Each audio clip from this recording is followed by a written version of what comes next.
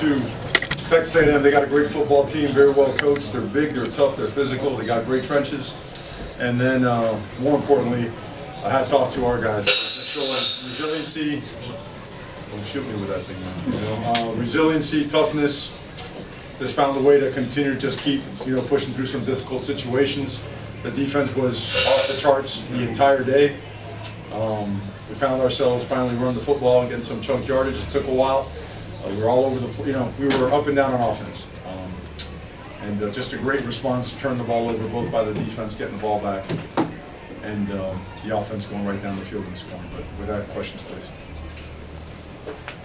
Mario, with Malachi, he fumbles the second to last drive, and then you go right back to him, he gets the touchdown. Just what that meant to be able to go back to him, and for you guys have trust in him for him to execute at that big moment. I mean, you saw the entire team just go right to him after the fumble. Everybody trusts him. I mean, a lot of the reason why we're here today is because of his playmaking ability, and he brings so much energy to the team. They trust him, they love him, and they knew that there was going to be some more football to be played, and he was going to be a big part of the reason why we're going to have a chance to pull out the game. Mario, last year you guys had so many issues defensively down the stretch that cost you, and then this year, this defense has been phenomenal all year, but particularly today, keeping you in the game and then sealing it with that interception. Did you envision all of this when you brought Corey in as the defensive coordinator? Well, we knew we were going to get better because what he does really caters to our personnel. We're built to be a very aggressive front seven. Guys that are explosive, guys that have length, that have power and twitch. So, he worked. He did some great work at Minnesota. They were a top 10 defense over there as well. So, can you envision this level in year one? I mean, I think that's hard for anybody to. Nothing surprises us because of where guys. Mario, for Mark Fletcher to come up big in that last drive. What do you think that means for him, and what he means to the program, and then just the strategy of giving the ball? He was obviously running the ball well early to kind of lean on him there at the end. Yeah, Mark, 17 carries, 173 yards. Man, he was such a difference in the game, and what he means to the team. It was a rough year for him, you know that. The passing of his father, he never flinched, stayed with his teammates, played the game that Saturday. That's about a year ago. And he's just the heart and soul of our football team. Everything he does is dedicated to his teammates getting better, to the team winning, and to see him he took over. He took over the ground game in a game where we're having a real tough time moving the football. They have a really good defense. That wind was all over the place. I mean, that blew some things out, both in the passing game and on field goals. But Mark Fletcher certainly wasn't affected by it. And credit to the offensive line also, because they're whipping a bunch of pressure. The +1 concept, safety blitzes, will fires, nickel fires, and we just got our feet in the ground and started moving them. And I think we ran for almost 200 yards on 28 carries. 6-2 a shot. So we something to certainly be proud of. Hey, Coach, just how proud are you of the grit that your players displayed with the adversity? No, that's the best part. It really is, because a year ago, I think it was mentioned earlier. I mean, we had a tough time stopping people on defense, and man, I felt like, you're always wondering, man, do you kick it? Do you go? Do you kick it? Do you go? What do analytics say? What's the feel for the game? What kind of defense are we playing? What's the caliber of team and their explosive capabilities? And it was one of those games where we felt, all right, we're holding up good and we're knocking them back. It's going to be one of those tight, back and forth games, and field goals are going to be critical. I guess what I'm trying to say is the confidence that they bring to us and being able to call and manage the game is off the charts, and certainly it was a difference today. Mario, when we talk about 1-0 mentality, you gave yourself a moment after you made the CFP to enjoy it a bit. Yep. This window, how long do you enjoy this and understanding what it means that if you won a game in the college football player, you're advancing and continue on with a chance? The players, I want the players to enjoy the plane ride, with their families when they get back. As a coach, man, it's like, by the time you get back to the locker room, you're like, looking at the injury report, when you know where the guys are at. But I think I'm more, man, how do you say this? I'm more inclined right now to just make sure I congratulate each and every player on our team, because the guys on the scout team did an unbelievable job. because you're down numbers as the year goes on. You have a roster of 105. That's a massive cut from the previous years. They are just as responsible for this victory as the guys making the touchdowns and the stops and everything else. So I want to take every minute I can today to thank, congratulate, and love up our players for their commitment to the University of Miami and for validating all the hard work they have been doing since some guys 3-4 years and some guys that got here in January. So we're blessed to have guys of that caliber as human beings and as competitors to come to work every day and work. Coach, Bryce Fitzgerald, 2 picks. What can you say about how he stepped up over the last 2 months coming in as a starter? Yeah. No, the best part about him, he wasn't here in January. You know, he went to Columbus High School, okay? And he doesn't get out till June. That's when he joined us.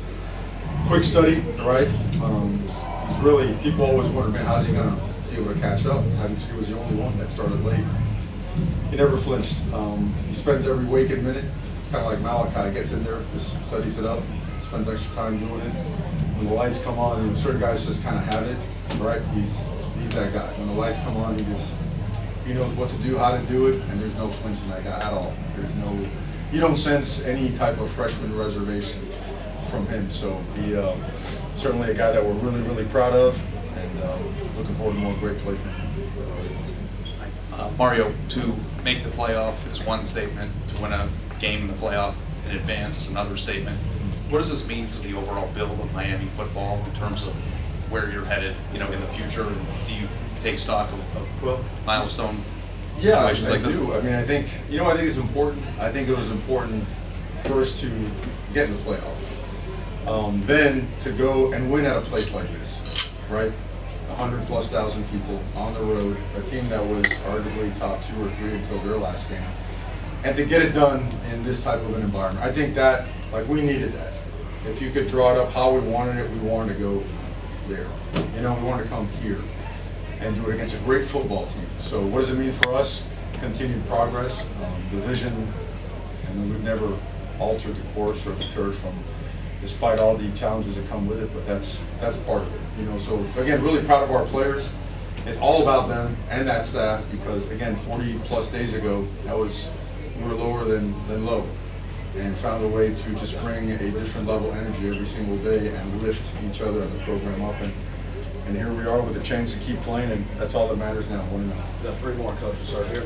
Mario, back when you played in Miami, winning games like this with regularity, it was always guys stepping up in the moment. And today you were in a tie game with 8 minutes left, and just one after the other, Fletcher, Trumany, Fitzgerald, they just all in rapid succession stepped up and seized the moment.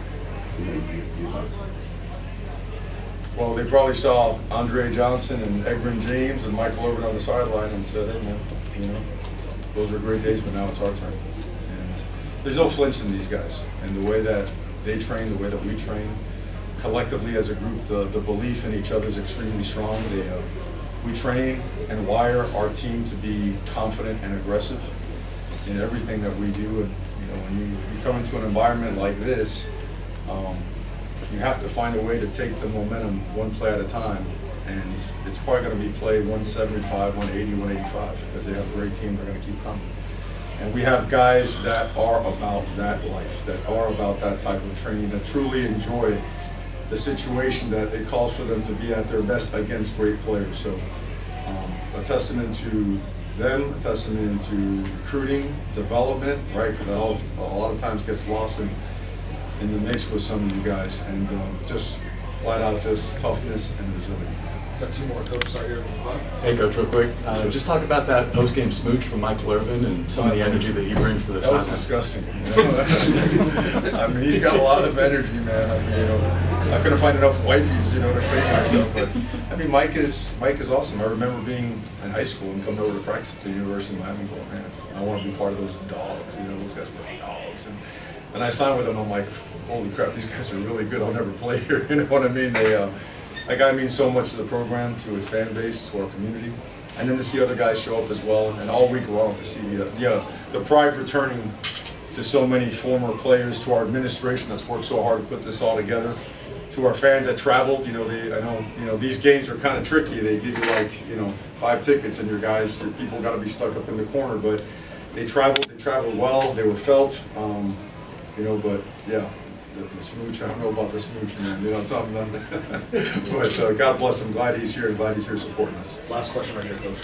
Mar, there was about a week's worth of noise and debate about last team's in, first team out. Right. What, if anything, do you feel like this result said about the committee's decision to put you guys in as last team in?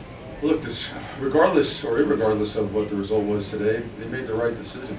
I mean, and I said it a lot of times before. Last year, we had to go to court, I felt, because we had a case, other teams had a case, but it was fuzzy, it was muddy. And this year, what was fuzzy about it? You know, I mean, we're looking, we come down to the end, we had common opponents with another great football team that I'm sure would do great in the playoffs, but we did better against those common opponents, and we won the head-to-head. And God forbid we should ever get away from the meaning of head-to-head, because just looking out there today, how many guys were helped off the field, right? How many guys had to be carried or had to limp off or get on crutch? How many guys are, you know, seeing the doctor right now for competing head-to-head? Let us never, ever devalue, all right, the importance of head-to-head competition, please. Thank you, Coach. Guys, thank you very much. Go Canes. We all will be joined by our coordinators and student athletes here shortly, so hang tight. Here we go.